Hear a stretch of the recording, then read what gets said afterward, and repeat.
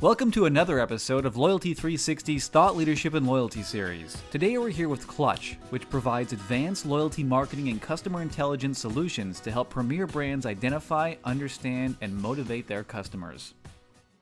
Hi, I'm Jenna Posner, SVP of Strategy for Clutch. So from your experience, what business decisions lead to a business deciding that they need a loyalty program, and what are they looking to accomplish with implementing these programs? Yeah, I think that's a really great question. So what we typically find is that brands are really acknowledging more and more issues around disparate data. So they've got these traditional historic systems that are in place, point of sale systems, e-com platforms, mobile environments, social environments, and those systems don't really communicate. So a lot of them are starting to leverage loyalty as a way to better identify, understand, and then motivate their existing customer base. How do you convince a brand that may be hesitant to launch a loyalty program that loyalty is necessary for their business growth and customer retention goals? So one way that Clutch does this is pretty interesting.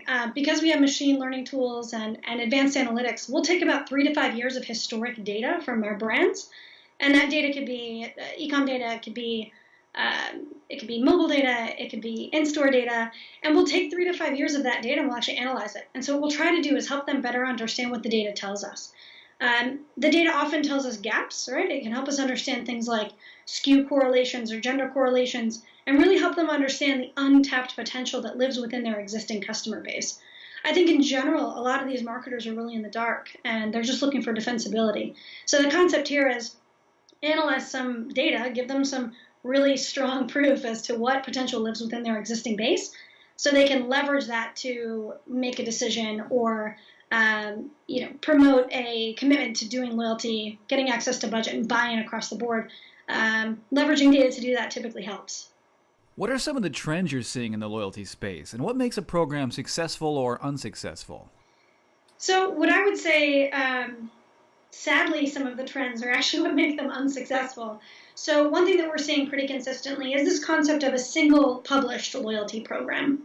And so what's happening is that brands don't really have a deep understanding of who their cross-channel customers are, right? To them, I might look like 4 separate customers shopping across 4 different channels. So I could be in store, I could be online, on mobile, or on social, but without having the ability to tie my transaction and engagement data back to a single record, it's really hard for brands to understand what my true cross-channel value really looks like.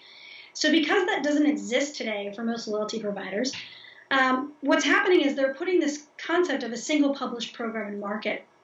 And so what we do is we say, okay, well, instead of doing that and treating everybody the same, right, and disregarding all of their preferences, be it SKU or communication or a whole host of other potential characteristics or variables that might make them unique, instead what we will do is we'll take a look at that data and we'll actually flip loyalty on its head.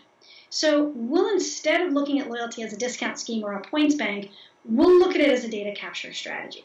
So when we deploy it across all these channels, we now have a single unique identifier that can help us watch Jenna, right, let's say, shop in-store, online, on mobile, and on social. And because we can do that and attribute all those transactions and engagements back to a single record, we can start better understanding true cross-channel customer value. So if we can do that, right, and create outputs of this analysis like value segments, for example, where we could say moms between the age of 30 and 40 represent maybe with a high average spend or a low time between visits. Maybe they bought specific SKUs in specific channels. If we can really say that they represent a different level of value and potential than, let's say, teenagers that shop online twice a year, if that's really the case, then why would we treat them the same way? Why would we have them all subject to the same loyalty program? So instead what we do is we leverage those segments and put them into a platform that's able to cater to them based on who they are to the brand, what they buy, when they buy, how often and in what channels, and leverage all of that buying and engagement channel data, to make sure that they are getting a program that is specific to them and helps them meet and maximize their potential.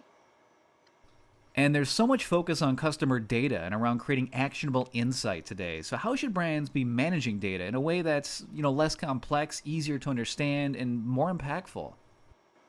A good question. I would say the biggest thing that I would advise is to stop trying to use CRM to solve this challenge. I think what's happening in market is that brands are trying to leverage CRM as the place to capture their data.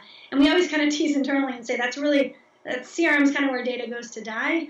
It's a little dramatic, but it's kind of true, right? So CRM is really built to manage a B2B sales funnel, not a B2C marketing funnel. And so what happens is all this data is kind of getting pushed into this environment that it really wasn't designed to ingest, and it's not really actionable, right? So this data doesn't really become actionable. It doesn't help inform anything.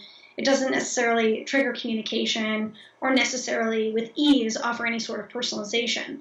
So I would say stop trying to leverage CRM to solve this problem and start focusing on finding technologies that are really designed to capture and ingest this consumer data and really help brands better understand what it means and then put it back to work in context of marketing and customer retention. And what is the single most important thing that you have done or do over a period of engagement that helps your clients increase customer loyalty? I would say something that we're doing today and getting in deeper and deeper with is this concept of leveraging third-party data. So everything that we've talked to thus far has really been focused on how do we help brands leverage the first-party data that's running off their own systems. So what we do with third-party data is really help expedite knowledge around customer value and potential. So I'll give you an example. A customer enrolls in a loyalty program for a furniture brand. They opt in and they share information like mobile number, mailing address, first and last name, things like that, right? Some kind of like average demographic information. Now, today, when a furniture brand would put some program in like that into place, it would take them about 6 months to a year to really have enough actionable data to retarget and remarket to that consumer.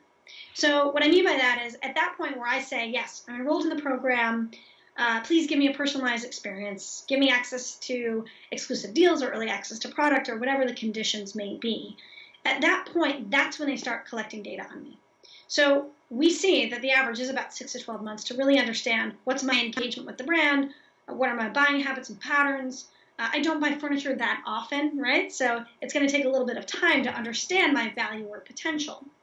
So what we do with third-party data is we actually augment that customer record upon enrollment with really valuable third-party source data to understand more faster about the consumer and qualify them.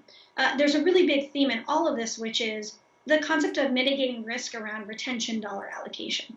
So when you've got these single published programs in market, what's happening is everybody gets access to the same retention dollar. So what we're saying is let's use third-party data up front to qualify the consumer and put them on a path and track that is really earned, right? That's really worth the retention dollars that are being spent on them. So an example of that would be we've got this furniture brand. I enroll. I could be one of two people. I could be a one-bedroom renter in Brooklyn that might be a good fit for kitchenware, right? So maybe my content and the strategy around retaining me as a consumer and engaging my value is really around kitchenware SKUs or tags, right? Where if I am a suburban mom that has a 5-bedroom home that I own in the suburbs with a finished basement and a detached garage, maybe the goals for me should be different. Maybe I should be treated differently. Maybe I'm better primed for the leather couch or outfitting my baby room versus the one-bedroom renter in Brooklyn. So a lot of information from third party. We have over 80,000 data points that we can actually surface and leverage. We can point the brand in the direction of the data that's going to be most valuable to them on the front end of the relationship. And then we can pull all of that in and put it back to work in context of automated campaigns and communication. And finally, there's a lot of vendors, offering loyalty solutions today. When a potential client is in the vendor selection process, what differentiates Clutch and sets you apart from the competition? I would say our ability to consolidate systems is probably how I would answer that. So we focus on CRM, we focus on data analysis and insights. We have segmentation tools and marketing automation tools. We're communicating in real time with consumers via ESP and SMS and direct mail. And there's a lot going on. And I think what's happening now is a lot of brands don't really want to deal with another login, another system to manage, another system of record, another source for data. And so we're really trying to put ourselves in a position to really function beneath all of those systems and consolidate a lot of those efforts and also reallocate some of those budgets that may have been allocated towards SMS or ESP, et cetera, et cetera. So I would say consolidation is certainly something that has been well received in the market. Wonderful. Jenna, well, thank you so much for your time. for all of your insights. We really enjoyed hearing about Clutch's perspective on the loyalty marketing space today. Thank you so much for joining us. Awesome. Yeah, happy to participate.